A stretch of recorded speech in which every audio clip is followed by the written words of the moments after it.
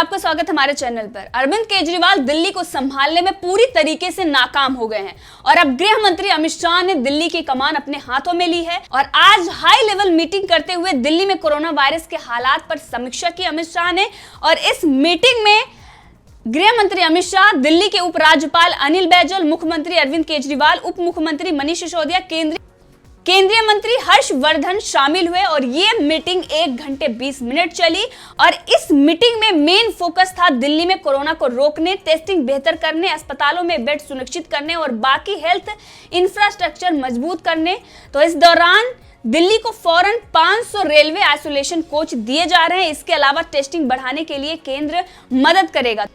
तो इस मीटिंग में जिस तरीके से गृह मंत्री अमित शाह ने फैसले लिए हैं, उन्होंने कहा है कि दिल्ली में 500 रेलवे कोच दिए जा रहे हैं जिससे 8000 बेड मुहैया कराए जाएंगे। साथ में टेस्टिंग को उन्होंने 3 गुना बढ़ाने के लिए कहा। तो जिस तरीके से सुप्रीम कोर्ट ने अरविंद केजरीवाल को फटकार लगाई थी और जवाब मांगा था, अब गृह मंत्री अमित शाह ने दिल्ली में कोरोना वायरस से लड़ने के लिए जिस तरीके से अपनी दखल दी है और वहीं पर अरविंद केजरीवाल की नाकामी भी सामने आई है। जो अरविंद केजरीवाल 30,000 बेडों की बात कर रहे थे और आज एक्टिव केस अगर बात करें तो 22,000 है, उसमें भी व्यवस्था नहीं हो पा रही है। और जिस तरीके से अव्यवस्था सामने आई थी, लाशों के रख रखाव पर सवाल उठाए गए थे, कहीं गटर से और कहीं डस्टबिन से लाशें मिल रही थी। अस्पताल में डॉक्टरों की भारी कमी है, एक तरफ डॉक्टरों को सैलरी नहीं मिल रही है, दूसरी तरफ वो प्रदर्शन कर रहे हैं अरविंद केजरीवाल के खिलाफ, और एक तरफ अरविंद केजरीवाल अपनी नाकामी को छुपाने के लिए सिर्फ और सिर्फ एडवर्टाइजमेंट कर रहे हैं और दूसरी तरफ वो कह रहे हैं कि हम केंद्र के साथ मिलकर काम करना चाहते हैं। लेकिन इससे पहले अरविंद केजरीवाल ही हैं जिन्होंने कहा था कि दिल्ली किसी के बाप की नहीं है और दिल्ली का मालिक मैं हूं। और आज जब कोरोना वायरस दिल्ली में बढ़ रहा है और केजरीवाल पूरी तरीके से नाकाम है, तो आज ये केंद्र सरकार के साथ मिलकर काम करने की बात कर रहे हैं। तो अरविंद केजरीवाल के जो सुर बदले हैं इसी वजह से बदले हैं क्योंकि ये जो झूठे दावे कर रहे थे पूरी तरीके से ये नाकाम हो गए हैं। और आज दिल्ली की अव्यवस्था बता रही है कि अरविंद केजरीवाल की सरकार की जितना कोई भी सरकार झूठ नहीं बोल सकती। जिस तरीके से उन्होंने झूठे दावे किए थे, स्वास्थ्य व्यवस्था के बड़े बड़े दावे किए थे और पूरी तरीके से इनकी जो व्यवस्था थी वो चरमरा गई है और आज अगर देखें तो कोई भी व्यवस्था दिल्ली में नहीं दिखाई दे रही है। तो अरविंद केजरीवाल की नाकामी के बाद अमित शाह ने ये कमान अपने हाथों में संभाली है। तो अरविंद केजरीवाल ने ट्वीट करते हुए कहा कि देश की राजधानी दिल्ली में कोरोना संक्रमण को रोकने के लिए मोदी सरकार कटिबद्ध है।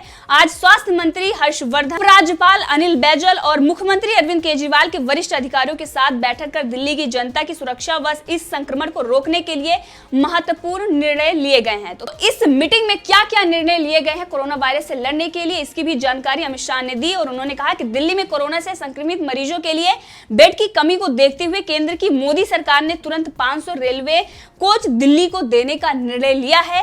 इन रेलवे कोच से न सिर्फ दिल्ली में 8000 बेड बढ़ेंगे बल्कि ये कोच कोरोना संक्रमण से लड़ने के लिए सभी सुविधाओं से लैस होंगे। तो दिल्ली और साथ ही कहा कि दिल्ली के कंटेनमेंट जोन में कॉन्टैक्ट मैपिंग अच्छे से हो पाए, इसके लिए घर घर जाकर हर व्यक्ति का व्यापक स्वास्थ्य सर्वे किया जाएगा जिसकी रिपोर्ट 1 सप्ताह में आ जाएगी। साथ ही अच्छे से मॉनिटरिंग हो, इसके लिए वहां हर व्यक्ति के मोबाइल में आरोग्य सेतु ऐप डाउनलोड कराया जाएगा। दिल्ली में कोरोना संक्रमण को रोकने के लिए अगले 2 दिनों में कोरोना की टेस्टिंग को बढ़ाकर 2 गुना किया जाएगा।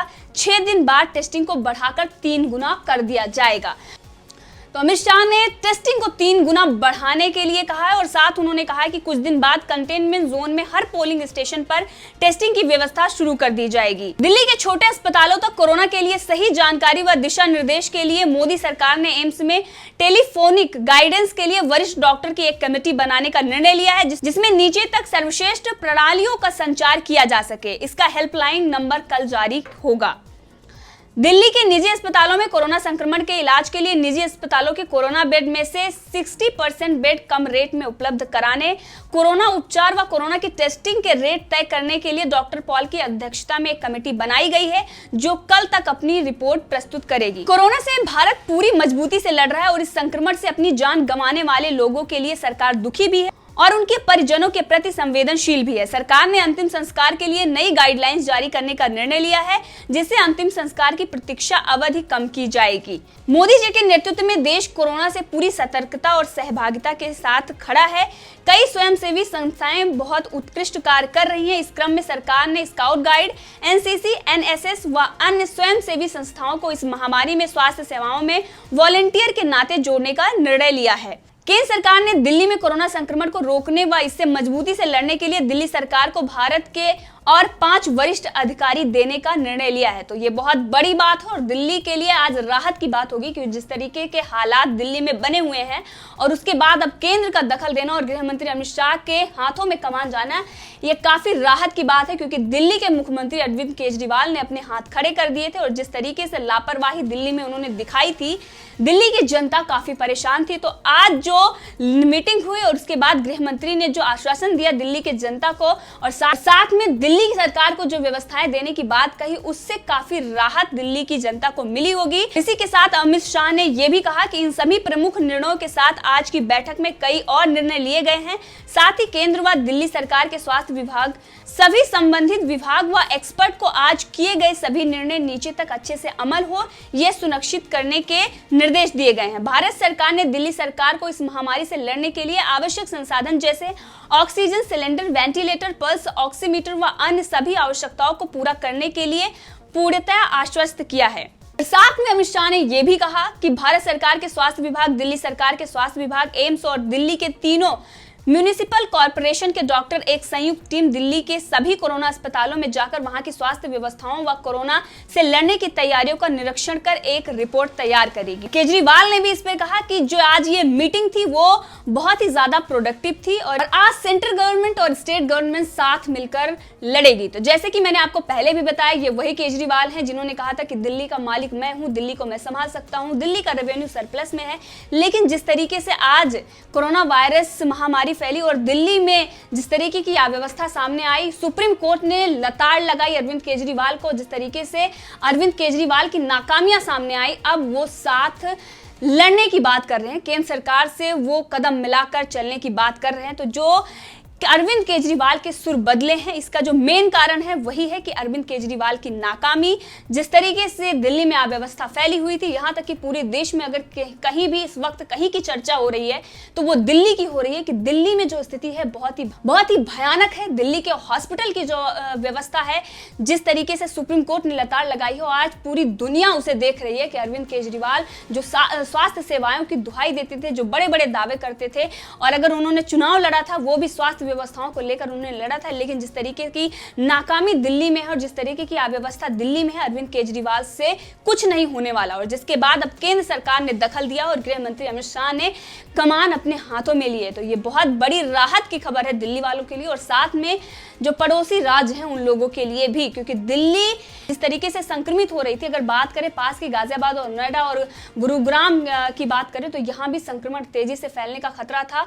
और इसके बाद पूरे देश में तो आज अगर दिल्ली की बात करें तो बीते 24 घंटे के दौरान 5,776 लोगों की कोरोना जांच हुई है, जिसमें से 2,134 लोग कोरोना पॉजिटिव पाए गए हैं। यानी एक दिन में किए गए कुल कोरोना टेस्ट में 35% से अधिक लोग कोरोना पॉजिटिव पाए गए हैं। तो ये बहुत ही भयानक स्थिति है दिल्ली की। और वहीं पर 24 घंटे के दौरान दिल्ली में कोरोना से 57 व्यक्तियों की मौत भी हो गई है। 24 घंटे के दौरान 2,134 नए कोरोना पॉजिटिव केस आए हैं।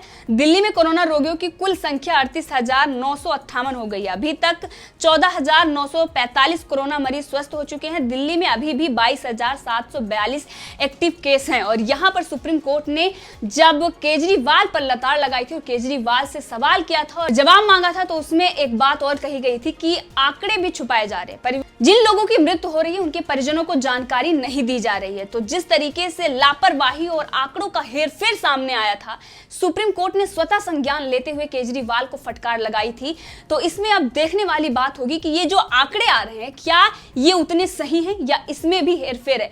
तो अब जब केंद्र ने इसमें हस्तक्षेप किया है और केंद्र ने कमान संभाली है, तो उम्मीद है कि अब दिल्ली की स्थिति बेहतर होगी। और वहीं पर केजरीवाल ने जिस तरीके से हाथ खड़े कर दिए हैं, ये जनता भी देख रही है और आगे आने वाले चुनाव में और केजरीवाल को दिल्ली की सत्ता सौंपनी है या नहीं, ये जनता तय करेगी। क्योंकि इस वक्त जिस तरीके से त्राही त्राही मची हुई है दिल्ली में और जनता केजरीवाल को जिस तरीके से केजरीवाल की आलोचना कर रही है और जिस तरीके से केजरीवाल बेनकाब हुए हैं, अब आगे आने वाले चुनाव में केजरीवाल के लिए मुश्किलें बढ़ गई हैं। तो इससे पहले भी केजरीवाल ने कई ड्रामे किए हैं अपनी नाकामी को छुपाने के लिए। उन्होंने तरह तरह के तुगलकी फरमान फरमाए थे, कभी बॉर्डर सील करना तो कभी डॉक्टरों पर सवाल उठाना, कभी ये करना कि दिल्ली में सिर्फ और सिर्फ दिल्ली वासियों के ही इलाज होंगे, अन्य प्रदेश के अगर लोग हैं दिल्ली में तो उनका इलाज नहीं होगा। तो जिस तरीके से केजरीवाल ने ये तुगलकी फरमान फरमाए थे और उसके बाद इस पर अगर बात करें तो ये कोर्ट में भी, हाई कोर्ट में, दिल्ली हाई कोर्ट में भी एक बार इस बात को कह दिया गया था कि ये जो फैसला है वो असंवैधानिक। अगर कोई भी राज्य या हॉस्पिटल ऐसा कहता है कि भारत के किसी अन्य राज्य के व्यक्तियों का इलाज नहीं होगा तो ये पूरी तरीके से असंवैधानिक है। जिसके बाद केंद्र सरकार ने इसमें दखल देते हुए, यानी मोदी सरकार ने इसमें दखल देते हुए उपराज्यपाल ने इस फैसले को पलट दिया था। तो वहां पर केजरीवाल की भारी किरकिरी हुई थी और जिस तरीके से देश की जनता केजरीवाल की आलोचना कर रही थी, जिस तरीके से केजरीवाल को शर्मसार होना पड़ा और उसके बाद अब कमान गृह मंत्री अमित शाह ने अपने हाथों में संभाली है, यह पूरी तरीके से दिखाता है कि केजरीवाल दिल्ली में नाकाम हो गए हैं और अब केजरीवाल के लिए कोई रास्ता नहीं बचा है। क्योंकि जिस तरीके से वो दावे करते थे पूरी तरीके से वो फेल हो गए हैं। और यहां पर देखने वाली ये बात होगी कि जनता ने जिस लिए केजरीवाल को चुना था वो सारी चीजें फेल होती गई हैं। स्वास्थ्य व्यवस्थाओं की ये बात करते थे, मोहल्ला क्लिनिक की बात करते थे, वो पूरी तरीके से फेल है। बिजली पानी की फ्री की बात ये करते थे, पानी के लिए प्रदर्शन हो रहा है। दिल्ली की व्यवस्था आज देखने लायक नहीं है। एक तरफ केजरीवाल एडवर्टाइजमेंट में मोटा पैसा खर्च कर रहे हैं, दूसरी तरफ ये डॉक्टरों की सैलरी नहीं दे पा रहे हैं। और अगर बात करें तो 5,000 करोड़ इन्होंने केंद्र से मदद मांगी थी इस वक्त। पहले ये कहते थे कि दिल्ली में पैसों की कमी नहीं है, तो आखिर केजरीवाल को भी इस पे जवाब देना होगा कि उन्होंने पैसे कहां खर्च किए। भ्रष्टाचार की बात करें तो दिल्ली में भ्रष्टाचारों की भी कमी नहीं है। दिल्ली हिंसा से जिस तरीके से खुलासे हो और आम आदमी पार्टी के नाम उसमें लगातार निकल रहे हैं, तो इससे भी ये सामने आ रहा है कि दिल्ली की सत्ता तक पहुंचने के लिए केजरीवाल ने क्या क्या कुछ किए। तो आप भी इस मुद्दे पर अपनी राय रख सकते हैं और अगर आपने अभी तक चैनल को सब्सक्राइब नहीं किया है तो कर लें ताकि हर अपडेट आप तक पहुंचती रहे।